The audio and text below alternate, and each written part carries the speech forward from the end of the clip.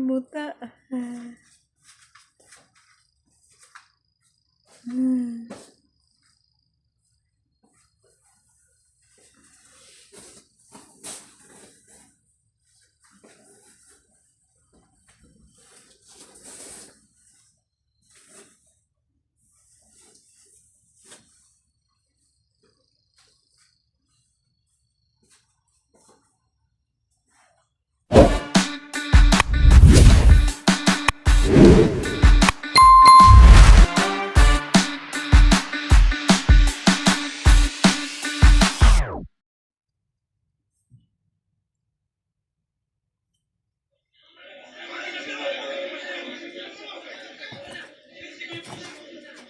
Before that, baksak na siya dyan eh.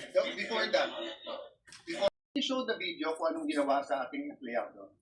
Madam President, can I have permission? This is a very short video. It's a public record. I just like, and I want to honor Senator Mix kasi siya tumayo at sinabi yung ginawa kay Terence Lim ay hindi tama. But I didn't know na ganito pala ang problema. Wag na yung buong video ng buong pangyayari ng May 11. Senator Amy is speaking in the session hall na lahat sila ay pwedeng tumayo. Number 2, outside the session hall, walang out of order. Dito po meron. I'll go to that later kasi meron naman po tayong rules at may way forward tayo. But the first thing po, yung binansagan po ang majority sa Vice President.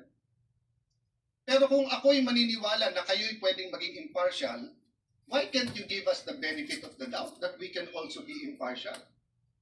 Even Senator Padilla, who's very close to the Vice President, na ang dami ng statement, sabi niya, change the way you record podcasts, voiceovers, and branded content with the #1 AI-powered voice generating technology.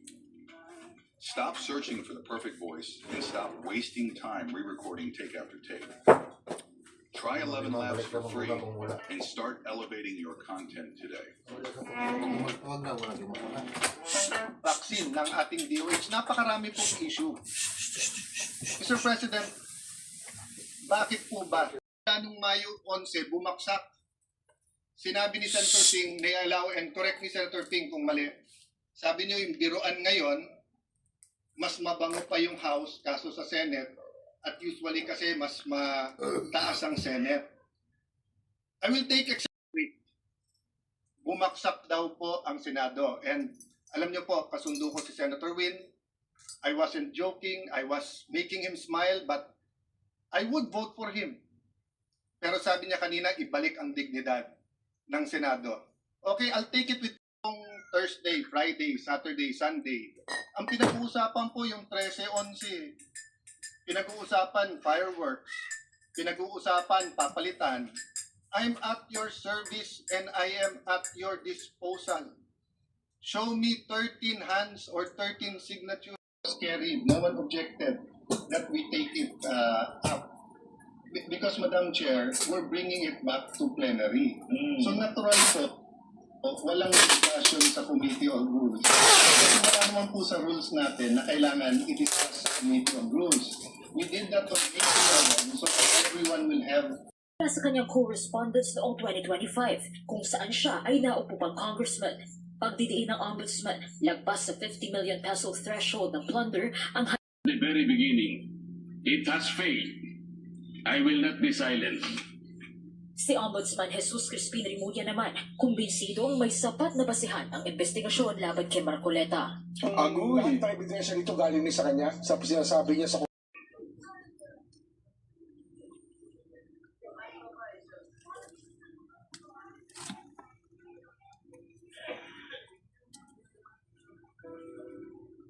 kapitan mo maigi ha. O kapit. Guniti.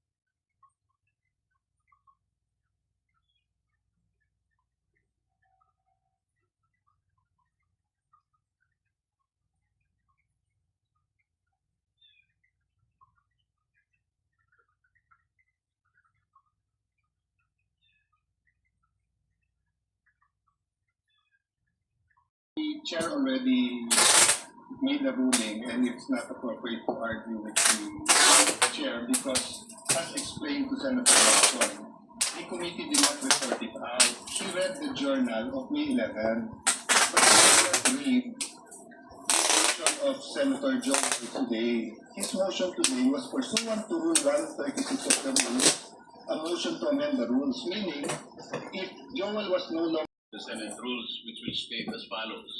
In Section 41C, allow a senator for justifiable reasons to attend and participate in the session through teleconference, video conference, or other reliable forms of remote or electronic means using appropriate information and communication technology. I so move, Madam President.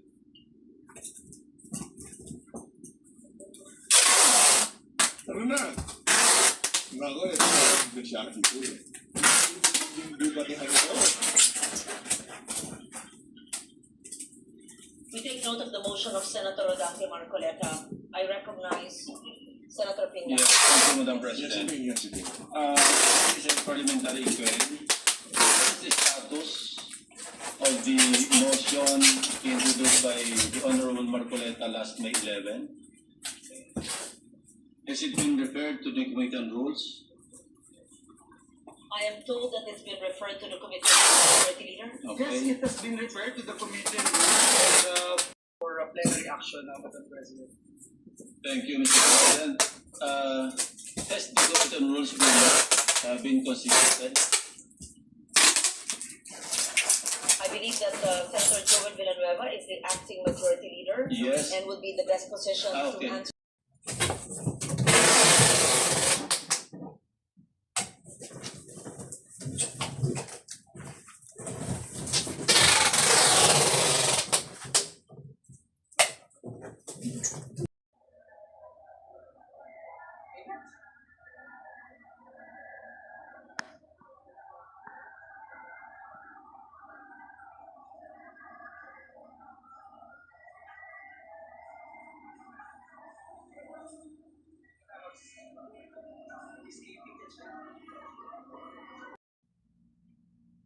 Madam President, I got his word. He is not seconding the motion of my MU.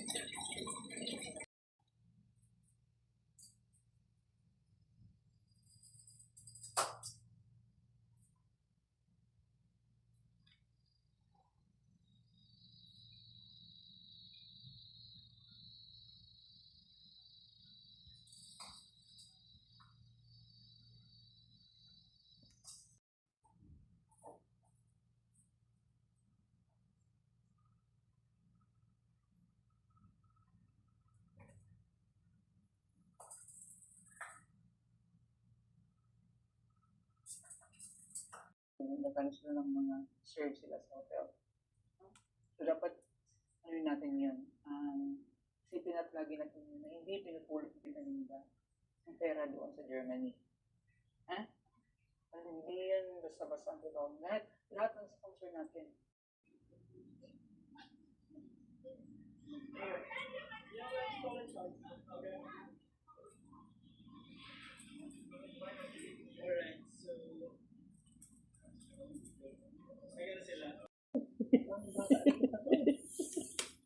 Sige pa, sige pa.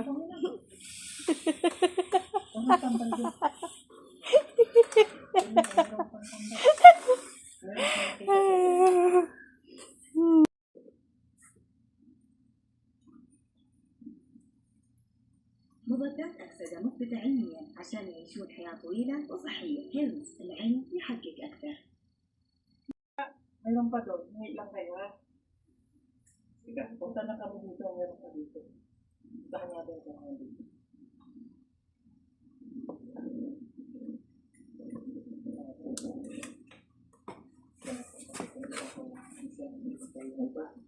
Sila, bulatan. Hindi ko maintindihan. Naku, Nagkakapuso ka na dito sa inyong Senado. Amoy usok na sa lahat ng sulok. Hindi namin mahanap ang aming mga kapwa-senador at hindi kami because it works in all niches. In this video, I'm going to show you the exact thing to do, how to do it, and then the two secrets. The final secret is a must because that particular one is not even begging algorithm, please consider you. It's forcing the algorithm.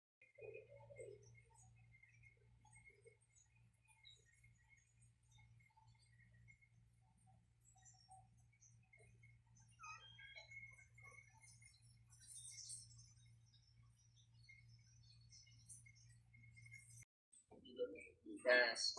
Tapos sasabihin niya, ay, BPO, or pang transfer. Tapos, pag transfer sa Gcash account niyo, syempre hingin mo OTP, di ba? So, yun wag niyo ibibigay. Tapos, ang sasabihin niya ay through Shopee or ang magte-text sa iyo, ma'am, Shopee.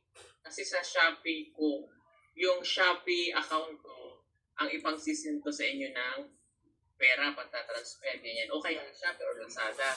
Tapos hihingi niya yung OTP. Talino ka, hindi hihingin nila yung OTP.